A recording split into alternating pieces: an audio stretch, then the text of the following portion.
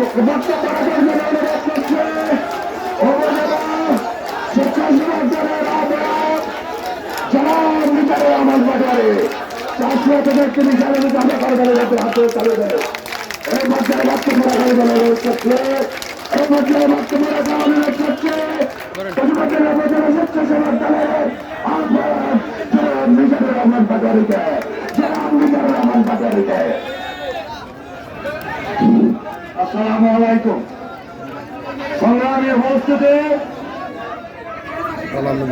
একটি স্বৈরাচার সরকার পতনের মধ্য দিয়ে বাংলাদেশ দ্বিতীয়বারের মতো স্বাধীন ঘোষণা হয়েছে। এই স্বাধীনতা পরবর্তী লালমোহন প্রতিমন্ত্রীর গণমানুষের নেতা জনাব আলহাজ মেজর হামিদুদ্দিন আহমেদ মীর বিক্রম একটি তজুমুদ্দিন 16 বছর পরে জনসভা করতে যাচ্ছে। আজকের এই জনসভায় উপস্থিত আছেন আজকের জনসভার সম্মানিত সভাপতি উপজেলা বিএনপির সম্মানিত আহ্বায়ক আলহাজ গোলাম মোস্তফা মিন্টু। আরো উপস্থিত আছেন